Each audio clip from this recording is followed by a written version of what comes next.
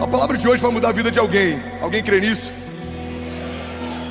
A gente está numa série poderosa, que eu já estou escrevendo o livro dessa série, porque é uma das séries que mais me impactou até hoje, falando sobre o poder da oração, o poder da fé, o poder da espera, o poder da resiliência, o poder das promessas.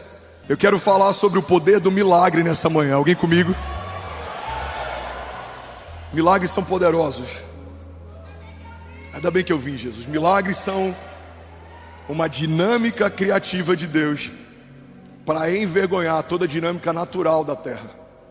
A terra diz: não tem como nascer uma vida desse ventre estéril. Os céus dizem: haja vida. A terra diz: não tem como brotar uma árvore dessa terra seca. Os céus dizem: haja fruto.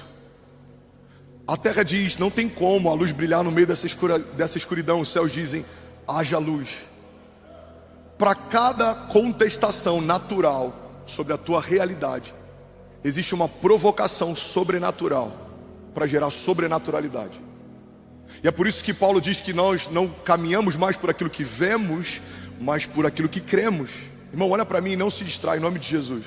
O que você vê é real. E é aí que muitas vezes a gente se confunde. Por isso que a gente nem sempre caminha de milagres em milagres, porque a gente ainda não entendeu, Malaca, algo que é fundamental sobre milagre. O problema não é uma mentira. Os problemas são de verdade, mas existe uma verdade superior aos problemas. A fé não é negar o problema, a fé não é negar a doença, a fé não é negar o gigante, a fé não é negar o deserto. Isso não te torna um homem de fé, isso não te torna uma mulher de fé, isso te torna um negacionista. Você finge que não é real aquilo que todo mundo está vendo que é real. A fé não é colocar debaixo do tapete as nossas crises. A fé não é encarar um casamento que está à beira de um divórcio e ter uma expectativa que algo vai acontecer. Não, isso não é fé, isso é negacionismo. É você fingir que coisas que são, tratá-las como se não fossem.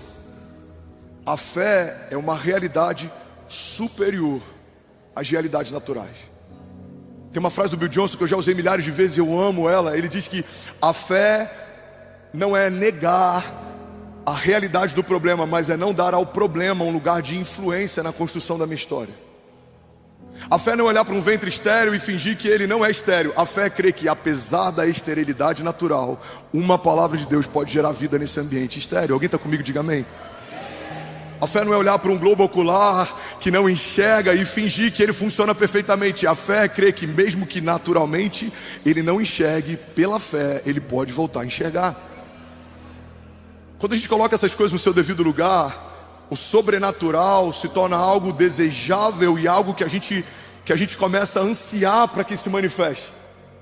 Porque tudo que é natural é palpável, e tudo que é palpável é inferior aquilo que Deus reservou para nós. A Bíblia diz que os nossos sofrimentos leves e momentâneos estão acrescentando em nós uma glória eterna que pesa mais do que todos eles. Irmão, guarda isso: todo deserto tem um peso, mas todo milagre no meio do deserto pesa ainda mais. Alguém está comigo? Todo levante tem um peso, mas todo escape de Deus em meus levantes pesa ainda mais. A glória no meio dos homens tem um peso, mas a glória de Deus sobre o homem pesa ainda mais. O status que recebemos no meio da comunidade tem um peso, mas recebemos uma patente de Deus nos céus pesa ainda mais. Você ser conhecido como alguém rico na terra tem um peso, mas você receber de Deus a riqueza dos céus, isso pesa ainda mais. Você caminhar de conquista em conquista natural tem um peso, mas você caminhar de milagre em milagre pesa ainda mais. Você confiar em promessas de homens e guardar o teu coração e ancorar nessa expectativa, isso tem um peso, mas aguardar confiadamente numa promessa que saiu da boca de Deus na sua direção, isso pesa ainda mais. Alguém está comigo? Diga amém. Então, o que são milagres? Milagres são uma dinâmica criativa de Deus que se sobrepõe a toda dinâmica natural. As células cancerígenas se multiplicam, os tumores existem, os problemas, as dívidas, os desertos, a falta, o medo, o luto. Mas acima de todas essas realidades existe uma realidade superior. O romper, a dupla honra, o novo começo, a cura, a libertação, a liberdade. Aquele que é capaz de fazer infinitamente mais do que tudo que pedimos ou pensamos. Então a igreja de Jesus precisa escolher se ela vai crer num Deus de milagres, mas vai continuar vivendo aquilo que poderia fazer sozinha, ou se ela vai crer num Deus de milagres e ela vai construir uma história que é completamente ancorada em milagres. Irmão, eu boto entre duas aspas isso para que não seja mal interpretado. Eu me tornei tão viciado nos milagres de Deus que sempre que algo está muito tranquilo, eu estou perseguindo um próximo desafio para depender de novo de um novo milagre. Alguns vão dizer, pastor, a igreja está grande. Não, eu acho que está pequena. Eu acho que grande seria um quarteirão inteiro. E se a gente chegasse nesse lugar, eu já pensaria qual que é o próximo quarteirão. Pastor, você acha que 2.000 pessoas batizadas nas águas é muito? Eu acho que é glorioso, é sobrenatural. Mas são 18 milhões de pessoas em São Paulo e nem todo mundo mergulhou nas águas e nasceu de novo. Eu acho que a gente precisa ter uma fé ainda maior. Pastor, você acha que uma virada de ano no estádio, tocando 52.000 pessoas, isso é grande? Eu acho que é grande, mas para Deus não é grande demais. Eu acho que todos os estádios de São Paulo locados para a igreja de Jesus durante as viradas de ano, simultaneamente proclamando o Rei da Glória, isso é poderoso, mas ainda não seria demais. Irmão, não há nada que você possa sonhar que seja maior do que a medida que Deus possa fazer. Alguém está comigo aqui? Diga amém. E eu estou falando de coisas materiais e palpáveis para a gente começar a falar sobre milagres, mas existem muitos tipos de milagres que vão além de conquistas, ou de tamanho, ou de velocidade. O maior milagre do Evangelho é um escravo se tornar filho. Não, eu vou falar de novo aqui, vou pegar isso aqui. O maior milagre do Evangelho é quando, além de libertos da escravidão, nos tornamos filhos de Deus. Você não foi adotado por qualquer um. Você se tornou filho de Deus. Você faz parte de um reino eterno. Você caminha debaixo de uma promessa. Você caminha debaixo da glória de Deus. Você vive de milagre em milagre, de romper em romper, de livramento em livramento, de conquista em conquista. Você está debaixo de uma unção que despedaça o jugo. Não há quem possa parar um homem debaixo de uma palavra de Deus. Fomos feitos invencíveis, mais do que vencedores. Você está com a tua fé fundamentada numa rocha inabalável. Os ventos são fortes, os gigantes são muitos, mas quem está em Deus, não há quem possa deter. Alguém está comigo aqui? Diga amém. Olha o que diz a palavra de Deus em Salmos 37, 18. O Senhor cuida da vida dos íntegros, e a herança deles permanecerá para sempre. Em tempos de adversidade não ficarão decepcionados, e em dias de fome desfrutarão de fartura. Alguém pode dizer glória a Deus por isso? Irmão, pega isso aqui. Prosperar em cenários favoráveis qualquer um consegue, mas prosperar no meio do deserto só alguém que caminha com Deus. Crescer no meio de um ano em que tudo é favorável qualquer um consegue, mas crescer quando ninguém está crescendo, só alguém que caminha debaixo de uma palavra de Deus. Gênesis diz: Isaac semeou no meio do deserto, num tempo de seca, numa terra árida, e colheu ainda aquele ano 100 vezes mais do que tudo que foi semeado. Olha para a nossa igreja. A gente está em Alphaville. Quantos ministérios gigantes no Brasil vieram para cá e não tem uma comunidade expressiva, ou não estão vivendo algo à altura do que vivem em outros lugares? Quantas vezes eu ouvi a respeito dos desafios de fazer uma igreja saudável em Alphaville, o desafio de ter uma igreja grande. As pessoas daqui não estão preocupadas com a igreja, pastor. As pessoas daqui estão preocupadas com status. As pessoas aqui estão preocupadas com lifestyle. Não. Jesus, quando é bem apresentado, ele é irresistível. A gente só precisa entender que não é sobre o cenário, não é sobre o CEP, não é sobre o lugar, é sobre uma palavra. Uma palavra faz de Alphaville o celeiro de um avivamento.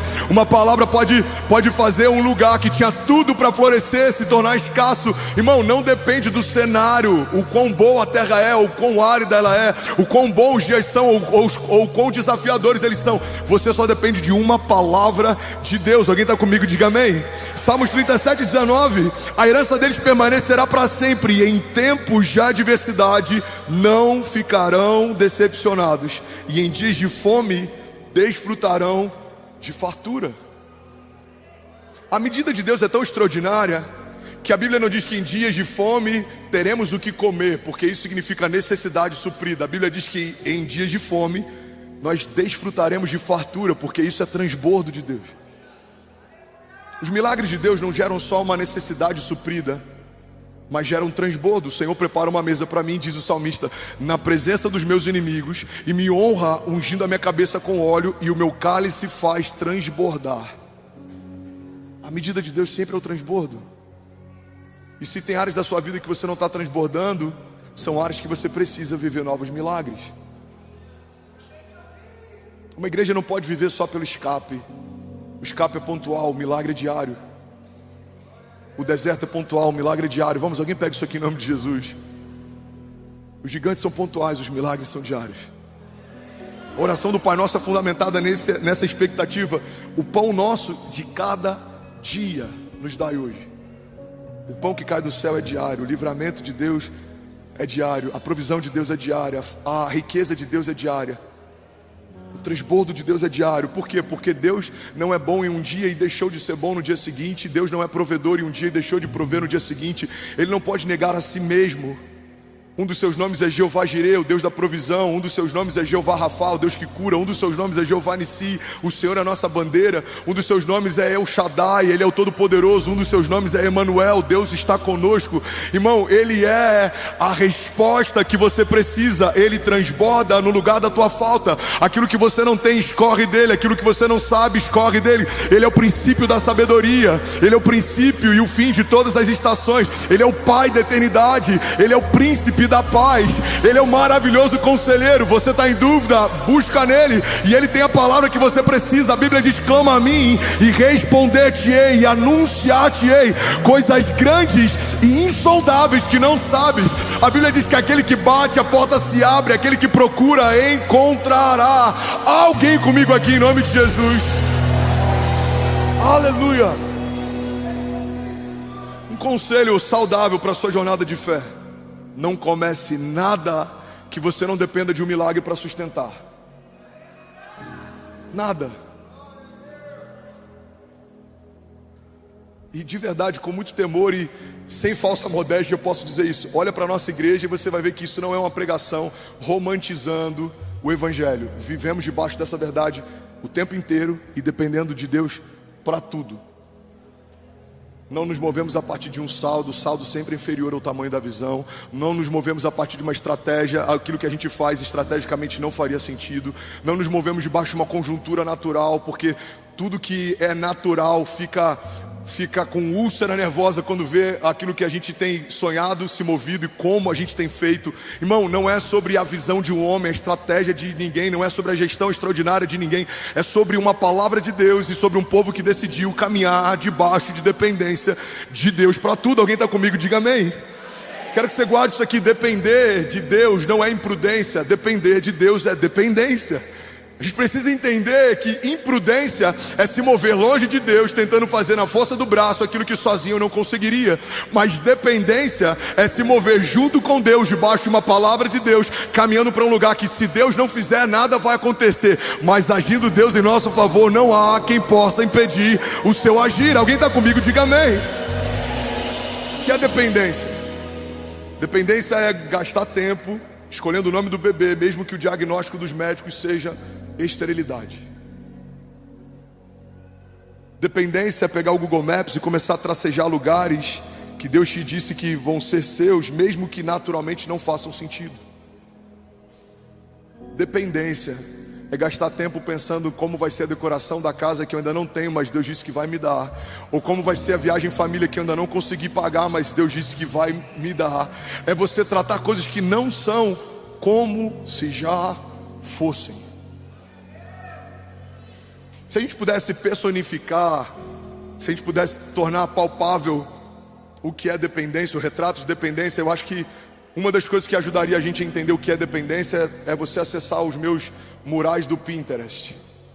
Porque se você olhasse cada coisa que eu estou projetando para coisas que ainda não existem, lugares que a gente ainda não tocou, mas pela fé coisas que eu creio que já aconteceram, você se assustaria. Irmão, guarda isso aqui em nome de Jesus. As suas orações, elas precisam ser tão perigosas e ousadas, e elas precisam estar sempre debaixo de tanta dependência, que se alguém ouvisse você orando em voz alta, se preocuparia com a tua sanidade. Se as suas orações são normais demais, eu tenho uma má notícia: talvez o que você chama de fé seja só otimismo. Porque se você não está usando a sua fé para algo impossível, o que você está usando não é fé. A fé se move a partir de impossibilidades. A fé trata coisas que não são como se já fossem. Então tudo que você aguarda, eu quero que você use essa métrica para você meditar nisso ao longo da tua semana. Pega tudo que você tem sonhado, projetado, desejado, esperado, e pensa, se Deus não agisse, ainda assim seria possível? Se puder acontecer mesmo sem o agir de Deus, o que você está usando não é fé, e o que você está aguardando não é milagre. Isso você poderia fazer sozinho. E sabe o que vai assustar muito de nós? Você perceber que talvez grande parte da sua lista, ou toda ela, poderia acontecer mesmo se Deus não intervisse. Pastor, isso é um problema? Para alguém que caminha debaixo de um Deus de milagres, isso é um problema fundamental. Você pode estar dizendo que crê em milagres, mas fazendo de tudo para não depender de um. Isso é difícil para a igreja. Isso é um problema para a igreja. Se tudo que você deseja viver poderia acontecer sem uma intervenção de Deus, talvez o tamanho dos seus sonhos tenham se diminuído para caber dentro daquilo que os seus braços conseguem fazer. Olha o que a Bíblia diz: maldito é um homem que confia em outro homem e faz dele a força do seu braço.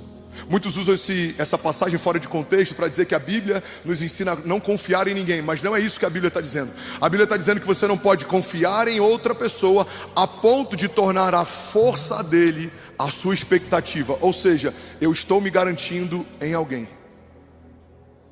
Tem um político que falou que se ele entrar, eu estou resolvido.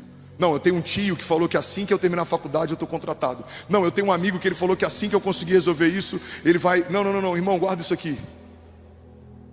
Não ancore a tua expectativa em nada que é vulnerável, passageiro e falível. Tem muita gente ansiosa porque está ancorando a tua expectativa em algo que não tem ingerência, em algo que não tem firmeza. Billy Graham dizia que um dos motivos pelos quais andamos ansiosos é porque ancoramos a nossa expectativa em qualquer coisa que não seja Deus e os seus milagres. Quando você ancora a tua expectativa em algo que não seja o próprio Deus, você vive ansioso. Será que o mercado vai prosperar? Será que essa porta vai se abrir? Será que o contrato vai ser assinado? A gente está sempre preocupado com o será. Mas alguém que escolhe caminhar debaixo de dependência com Deus, ele já se alegra antes da porta se abrir, ele já se alegra antes do contrato ser assinado. Por quê? Porque tratamos coisas que não são como se já fosse. Alguém está comigo aqui? Diga amém. Irmão, a gente já olha no Google Maps alguns lugares no entorno da igreja. A minha preocupação já é como vai ser a logística do estacionamento. Como a gente vai fazer os pais que vão deixar o filho no Kids andarem tanto até o outro lado da esquina. Pastor, mas já é nosso? Ainda não, mas já é. Alguém está comigo? Ainda não, mas já é. Se eu te falasse que eu já tenho imaginado como seria se em algum momento a igreja precisasse de 2 estádios para fazer a virada de ano, qual seria o melhor segundo estádio? Seria a Allianz e seria o Itaquerão? Seria a Allianz e seria o Morumbi? Como que a gente faria simultaneamente? Como que a gente faz a programação? Irmão, você precisa caminhar debaixo de uma grandeza que não é sua, que você não consegue manter sozinho, que você não suportaria sozinho. Mas se Deus te chamou para caminhar debaixo dos planos dele, você precisa aumentar a tua expectativa. A Bíblia diz que olhos naturais não viram, ouvidos naturais não ouviram, não penetrou no coração do homem aquilo que Deus preparou para nós. Mas a Bíblia logo em seguida diz: mas ele já o revelou por meio do seu Espírito. Existe uma palavra de Deus liberada por Deus para você, que está no reino espiritual, e você precisa persegui-la. E no momento que você encontrá-la, você precisa aguardar até que se cumpra aquilo que Deus prometeu. Alguns vão dizer: você é louco, não faz sentido. Mas você está tão preocupado em viver a vontade de Deus que não tem mais espaço para opinião e para crítica dos outros. Irmão, alguém vai dizer: por que tão grande, por que tão rápido, por que agora? Você vai dizer: amigo, desculpa, eu estou preocupado demais em caminhar debaixo de uma palavra de Deus. Eu não tenho tempo para opiniões humanas. Neemias está construindo a primeira estratégia do inferno para tentar parar Neemias. Enviam mensageiros para distraí-lo. Neemias, querem conversar com você lá embaixo. A resposta de Neemias: eu estou ocupado demais com um projeto de Deus. Avisa que eu não posso descer. Os mensageiros voltam. E aí, o que Neemias disse? Ele disse que ele está ocupado demais, ele não pode descer. Não, tenta convencê-lo, vai lá de novo. Aí levam de novo mensageiros. Os mensageiros voltam com o mesmo convite. Neemias, vamos descer para trocar uma ideia? Para a obra rapidinho. Não precisa ser tão rápido. Eu acho que você está empolgado. Vamos conversar um pouco? Aí ele responde pela segunda vez a mesma resposta da primeira. Estou ocupado demais com algo que Deus me confiou. Irmão, cuidado para que as distrações não se tornem mais tóxicas na sua construção, na sua jornada de fé, do que as retaliações. Guarda isso aqui em nome de Jesus. Tem gente que está parando mais por causa de distração do que por causa de retaliação. Porque toda proposta que o inferno te faz parece muito com uma promessa que o céu te fez. Quando Jesus ele é tentado, a Bíblia diz que ele é tentado por 3 vezes no deserto. Ele acaba de ser batizado, o Espírito repousa sobre ele. Uma voz do céu diz que ele é meu filho amado em quem eu tenho o meu prazer. Ele está 40 dias jejuando, orando. Ou seja, ele está encharcado de unção, de santidade, de autoridade. Ele não tem espaço para nenhuma crise na sua identidade. O pai acabou de dizer, esse é o meu filho em quem eu tenho o meu prazer. O ministério de milagres dele ainda não começou. Ele ainda não estava performando em milagres, mas a identidade do filho já estava tão clara para ele, para o povo, que não havia espaço para dúvida. A primeira tentação de Satanás é: se você é o filho de Deus, dá uma ordem para que essas pedras se transformem em pão. Irmão, a primeira coisa que o inferno tenta fazer é colocar em dúvida algo que Jesus já sabe. Mas se Jesus foi tentado assim, imagina eu e você. A primeira coisa que o inferno vai tentar fazer na tua segunda-feira é fazer você ter dúvidas sobre algo que você já sabe. Porque o inferno sabe que uma distração mata mais do que uma retaliação. As retaliações nos deixam atentos, as distrações nos fazem abaixar a guarda. Uma distração fez Davi, no período em que os reis iam para a guerra, permanecer no palácio, e isso trouxe uma mancha que nunca mais foi removida da sua casa e da sua família. Uma distração fez Sansão deitar no colo da mulher errada e se transformou num palhaço, mesmo tendo sido gerado por Deus para ser o libertador de um povo. Uma distração fez Noé ficar embriagado e a sua nudez exposta pelos seus filhos. Uma distração fez com que reinos fossem divididos. Uma distração fez com que profetas perdessem a unção de Deus. Uma distração fez com que Saul, se movendo pela vontade dos seus soldados e pelo medo dos seus guerreiros, fizesse algo que não havia sido ungido por Deus para fazer, e por conta disso foi retirado até o que ele já havia recebido. O reinado foi removido de Saul, porque ele fez o que não deveria ter feito. Uma distração fez Uzá tentar segurar a arca da aliança, e por conta do seu posicionamento com falta de reverência, ele foi fulminado instantaneamente. Uma distração fez tantos homens extraordinários de Deus não viverem o extraordinário de Deus. Talvez a nossa maior distração seja se mover por uma agenda natural, ao invés de se mover por uma agenda dos céus. Talvez o que para você parece zelo seja só falta de fé. Você é zeloso demais, prudente demais. Quem sabe você na verdade só não está confiando de menos. Irmão, guarda isso aqui em nome de Jesus. A fé significa não ter todas as perguntas respondidas e ainda assim se mover com convicção. A fé significa não ter o saldo que precisa, mas ainda assim projetar um futuro que foi falado por Deus. A fé significa tratar coisas que não são como se já fossem. A fé é uma dinâmica de antecipação. A fé significa, mesmo que os meus olhos não veem, eu creio, e porque eu creio sem ver, certamente os meus olhos verão. A fé significa você fazer projetos de futuro com Deus, mesmo sem ter o recurso de amanhã, porque ontem já foi te confiada uma palavra. Irmão, eu não tenho hoje, mas amanhã eu vou ter. Eu não sei como fazer hoje, mas amanhã eu vou saber. Eu não consigo acessar hoje, mas amanhã eu vou acessar. Por quê? Porque se Deus disse que vai acontecer no céu, já aconteceu. Alguém comigo aqui em nome de Jesus? Você pode celebrar Jesus no seu lugar. Vamos, se alguém está recebendo isso aqui, será que você pode fazer barulho? Aleluia. Romanos 1,17 diz assim: porque no Evangelho é revelada a justiça de Deus, uma justiça que do princípio ao fim é pela fé. Como está escrito: o justo viverá pela fé. Você pode declarar isso em nome de Jesus? Diga: eu e a minha casa viveremos pela fé. Muitas vezes, eu já falei sobre isso, mas pode ser novo para alguém. Alguém está recebendo algo de Deus aqui? Diga amém. Muitas vezes o entendimento desse texto faz a gente acreditar que viver pela fé significa sempre viver a partir de um livramento. Como é que você está vivendo? Eu estou vivendo pela fé.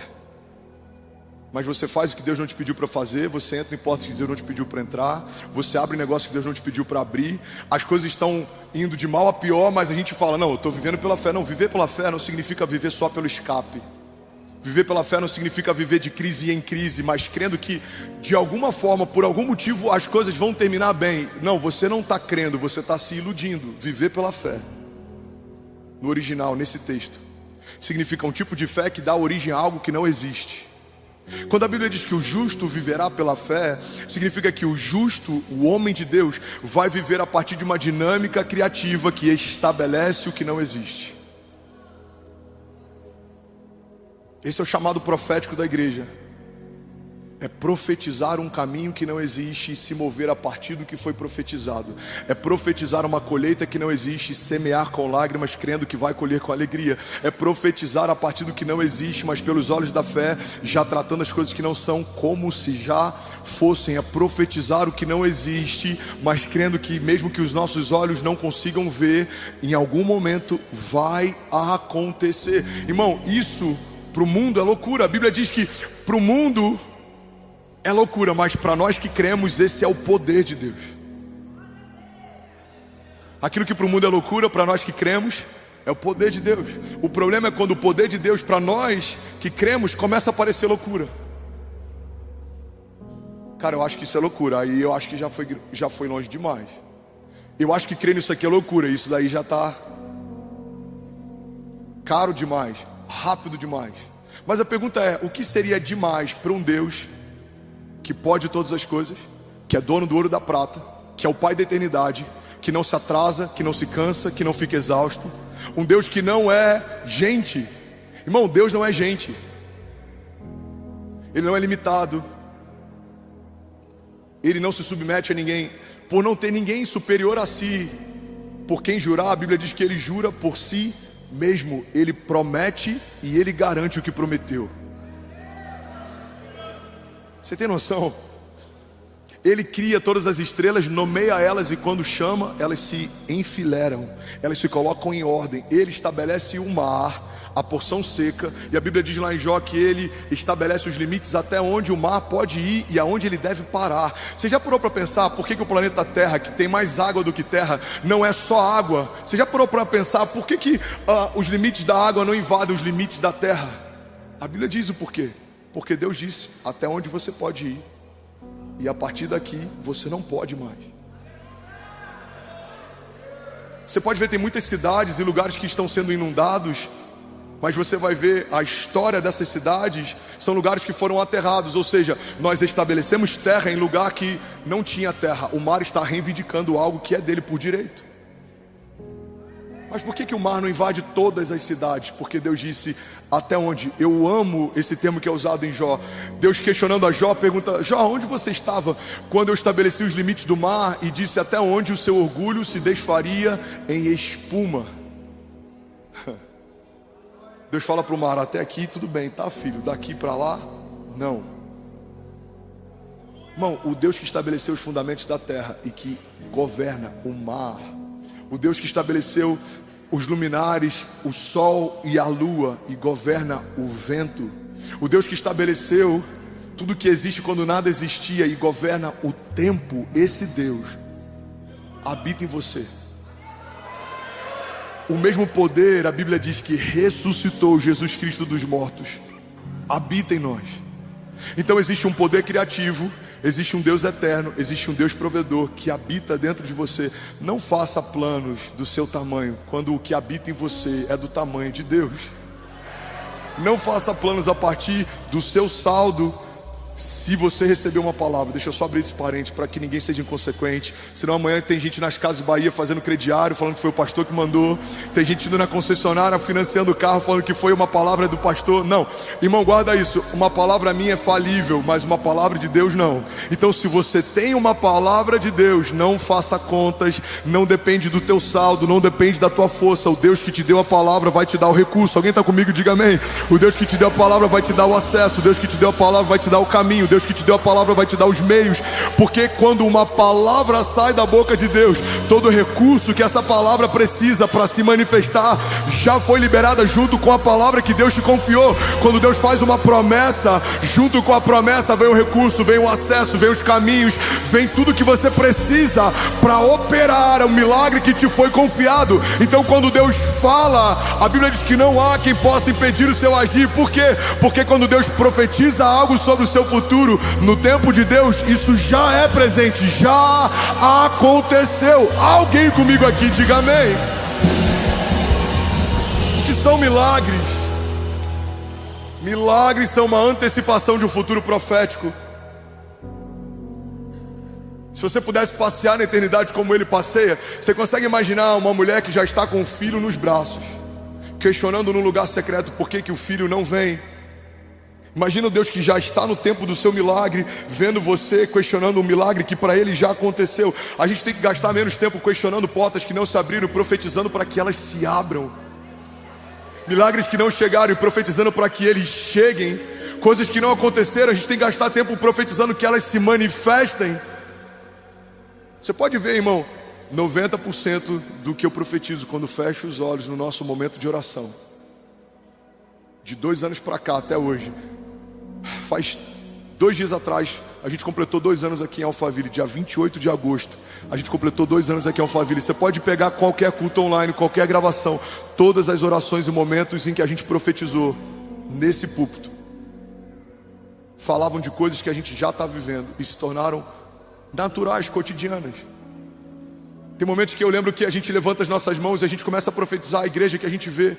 Eu vejo uma igreja que reúne estados do Brasil, eu vejo o epicentro de uma onda de avivamento nacional, eu vejo um celeiro, eu vejo um lugar que vai batizar milhares de pessoas em nome do Pai, do Filho e do Espírito Santo. Eu vejo um seminário teológico que vai tocar dezenas de milhares de pessoas na nação. Eu vejo, irmão, você precisa colocar para fora os sonhos que Deus está colocando dentro de você. Você precisa profetizar sobre vales de ossos secos, porque não há nada tão ressequido que não possa voltar a viver depois de uma palavra que saiu da boca de Deus. O profeta é levado diante de um vale de ossos secos, e a pergunta de Deus para ele é para questionar, é para entender qual é o nível de entendimento profético que ele tem. A pergunta que Deus faz para aquele profeta é: por acaso esse vale de ossos secos pode voltar a viver?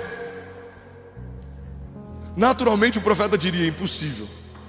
Os ossos estão ressequidos, estão mortos há muito tempo, não há vida pulsando aqui. Mas ao invés dele dizer o que ele acha, ele devolve para Deus e fala o que Deus pensa. Ele fala: Senhor, tu sabes. Irmão, guarda isso aqui. Quando você estiver diante de um vale de ossos secos em alguma área da tua vida, não gasta tempo falando o que você pensa, gasta tempo perseguindo o que Deus acha. Porque às vezes a gente fica lançando sobre vales de ossos secos opiniões. Eu acho que esse casamento não tem mais jeito. Eu acho que essa empresa não tem mais jeito. Eu acho que o meu filho não tem mais jeito. Eu acho. Mas o profeta não falou o que ele pensava. O profeta questionou a Deus o que Deus pensava sobre. Profeta, esse vale de ossos secos pode voltar a viver? Senhor, tu sabes. Aí vem a ordem de Deus: então abre a tua boca e profetiza. Pela segunda vez ele tem a oportunidade de opinar. E pela segunda vez ele abre mão de opinar e declara o que ele ouviu de Deus. Ele diz assim, ó: vale de ossos secos, ouçam o que diz a voz do Senhor. E quando ele fala o que ele ouviu Deus falar, os ossos voltam a viver. Irmão, guarda isso aqui em nome de Jesus. Você precisa falar o que ouviu Deus falar. se você quer ver o que Deus prometeu para você. Tem coisas que Deus prometeu e elas estão aguardando uma voz de comando, mas você não vai falar o que você sente, porque fé não é o que se sente, fé é o que se sabe. Você vai falar o que ouviu de Deus. Você precisa profetizar sobre o teu casamento o que Deus falou sobre ele, não o que você sente sobre ele, porque se nós fôssemos profetizar sentimento, a gente ia acelerar o término de muitas coisas. A Bíblia não diz que quando a terra era sem forma e vazia, lá em Gênesis 1, Deus olhou para a escuridão e ele disse o que ele sentia. A Bíblia diz que Deus olhou para a escuridão e disse o que ele gostaria de ver. Ele diz, no meio de um cenário de escuridão, haja luz. No meio de um cenário em que nada existia, que haja vida e que se multiplique segundo a sua espécie. A dinâmica criativa de Deus para gerar novos milagres é não falar o que eu sinto, não falar o que eu penso, é falar o que eu quero ver. Você vai abrir a tua boca e vai profetizar, e aquilo que hoje é uma profecia, em algum momento vai se tornar realidade. E você vai caminhar de milagre em milagre, de glória em glória, de romper em romper. E você não vai conseguir viver de nenhum outro jeito, senão dependendo de uma palavra de Deus para tudo. Você vai se mover e as portas vão se abrir, não porque você é bom, mas porque a presença que você carrega abre portas por onde você caminha. Você vai se mover por vales de sombra e morte, e mesmo que haja vales de sombra da morte ao teu redor, você não vai temer mal nenhum, porque o Senhor está com você. Você vai caminhar e mesmo que os inimigos te sequem, em algum momento o Senhor vai preparar uma mesa para você na presença dos seus inimigos, e Ele vai te honrar, e Ele vai ungir a tua cabeça com óleo, e o seu cálice vai transbordar. Você vai semear em cenários em que mesmo que não haja possibilidade natural de nada acontecer, a Bíblia nos garante, se semearmos com lágrima, traremos com alegria uma nova colheita e os nossos feixes. Você vai se mover segundo aquilo que Deus fala e não segundo aquilo que você sente, porque a Bíblia diz que o coração do homem é enganoso, mas a mesma Bíblia também fala que todas as coisas podem passar, mas as palavras de Deus, elas não passarão. Alguém comigo aqui em nome de Jesus? Jesus. Alguém comigo aqui? Você pode celebrar Jesus no seu lugar. Aleluia. Alguém pronto para viver milagres? Hoje é um bom dia para viver milagres. Aleluia. Salmos 37:3. Confie no Senhor e faça o bem, assim você habitará na terra e desfrutará a segurança. Deleite-se no Senhor e Ele atenderá aos desejos do seu coração. Entregue o seu caminho ao Senhor, confie nele e Ele agirá. Alguém pode dizer glória a Deus por isso? 2 Coríntios 4,16, eu amo esse texto, diz assim: por isso nunca desistimos. Ainda que o nosso exterior esteja morrendo, o nosso interior está sendo renovado dia após dia. Pois essas aflições pequenas e momentâneas que agora enfrentamos produzem para nós uma glória que pesa mais do que todas as angústias e durará para sempre. Portanto, não olhamos para aquilo que agora podemos ver, mas ao invés disso, fixamos o nosso olhar naquilo que não se pode ver. Pois as coisas que agora vemos logo passarão, mas as que não podemos ver durarão para sempre. Alguém pode dizer glória a Deus por isso? Levante suas mãos, recebe essa palavra. Hebreus 10:36 diz: vocês precisam perseverar, de modo que quando tiverem feito a vontade de Deus, recebam o que Ele prometeu. Salmos 27:14: e espere no Senhor, seja forte, tenha coragem, espere no Senhor. Salmos 9:9 diz: o Senhor é refúgio para os oprimidos, Ele é uma torre segura na adversidade, e os que conhecem o seu nome confiam em Ti, pois Tu, Senhor, jamais abandonam os que Te buscam. Salmos 16:8 diz: eu sempre tenho o Senhor adiante de mim, com Ele à minha direita, jamais serei abalado. Josué 1:9 diz: não fui eu que lhe ordenei, seja forte e corajoso, não se apavore nem desanime, pois o Senhor, o seu Deus, estará com você por onde você andar. Você pode celebrar Jesus e ficar de pé no seu lugar. Eu quero profetizar sobre você. Vamos. Levante suas mãos, feche teus olhos em nome de Jesus. Feche teus olhos, eu quero que você levante as suas mãos. E eu quero que você esqueça o lugar onde você está agora. Não é um auditório, você não está em Alphaville. Nós estamos diante do Deus do impossível. E a Bíblia diz que agindo Deus em nosso favor, quem impedirá o seu agir? Nós estamos diante do Deus de milagres. A Bíblia diz que o profeta foi levado à sala do trono de Deus, e ele viu naquele lugar um altar com brasas vivas e querubins que estavam em torno do trono. E enquanto na terra havia medo, havia crise, a Bíblia diz que dos céus os anjos e os serafins olhavam para a terra e diziam: toda a terra está cheia da glória de Deus. Toda a terra está cheia da glória de Deus. Sabe, caminhar por milagre significa escolher um lado. Ou caminhamos para a terra olhando para a terra, ou caminhamos para a terra olhando dos céus para a terra. Porque se você é da terra, você vai caminhar segundo a medida de um homem da terra. Mas se você nasceu de novo, você não é mais alguém da terra. Você é um homem dos céus, que caminha debaixo do poder dos céus. E milagres não são algo que vai acontecer pontualmente, não. Agora é a tua nova dinâmica de fé, é o teu novo estilo de vida. Você vai crer e vai se mover a partir do que crê, e vai acontecer. Não há quem possa